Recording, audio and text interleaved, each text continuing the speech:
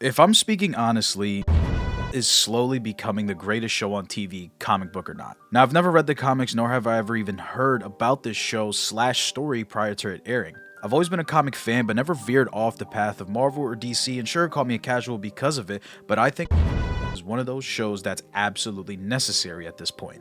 I promise I'm not going to keep doing the gimmick, but it's just so fun whenever I'm talking about again. I promise that's the last time I'm going to do it.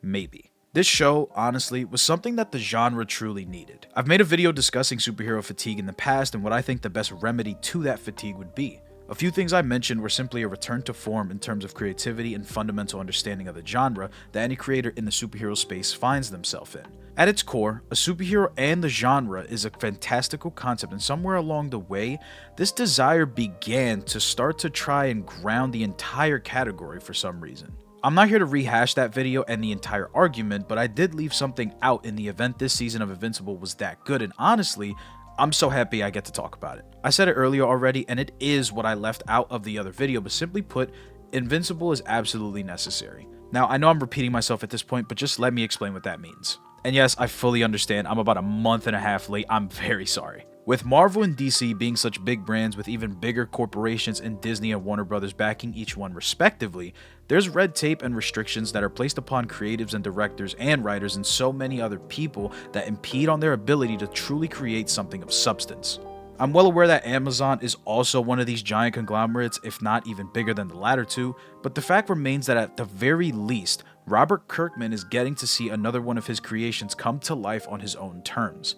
I'm not bootlicking, but if Kirkman feels comfortable creating his show, then I at least respect them for not interfering with the creator's vision and making sure they feel as though they're going to be able to execute that vision. Having said that, when a creator is able to freely allow themselves to create something and bring it to life, that's when a project flourishes most. That's when we begin to see something different and new and honestly just a fresh breath of air. Season 3, in my opinion, is by far the best season in the show as of right now.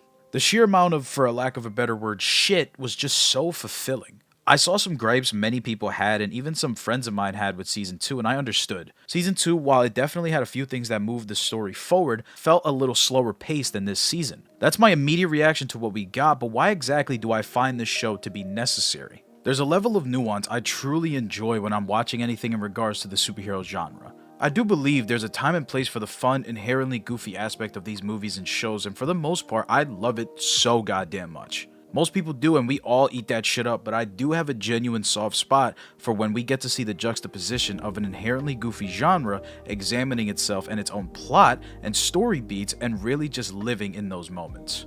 Omni-Man himself is the main character I want to use to explain exactly what I mean. I took no issue with Season 2 being slower because it's realistic. Nolan understands what he had done was wrong, but he still continues to wrestle with that need to be of service and stand by his duty as a Viltrumite. Not just any Viltrumite, but the show does give us the sense that even if he wasn't high ranking, he was still held in very high regards. To him, it wasn't something he had easily moved past, and even after all the time he spent away, he hadn't begun to truly reflect on what he had done and how he truly felt until he had been taken prisoner. In my honest opinion, this specific character feels like some of the best character work in a piece of comic book media in a very long time. We all know what he did was wrong and what he planned was horrific, but we see that he truly feels regret. Then, there isn't the immediate leap to wanting his family. Sure, he admits he misses his wife, but it takes Alan almost all season to finally get him on board with breaking out of the prison. Before this, Nolan wants to just accept his punishment for a myriad of reasons. Some part of him, no matter how small, wants to accept the consequences for not standing by his duty as a loyal and respected Viltrumite.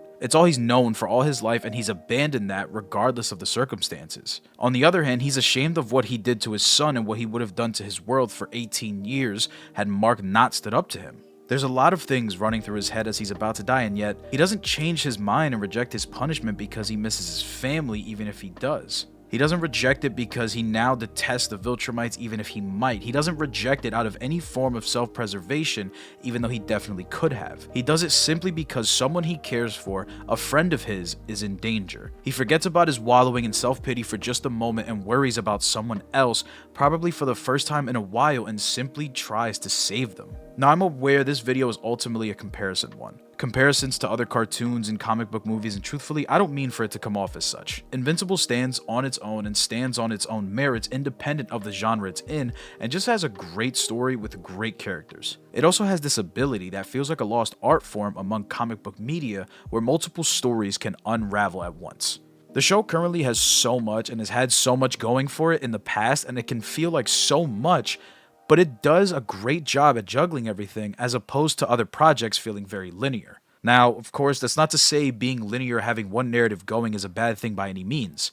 I just mean to say that a lot of comic book media struggles with it. Just to give an example, and this is just off the top of my head, there's a Mummy gag that's been running all 3 seasons that I personally find hilarious.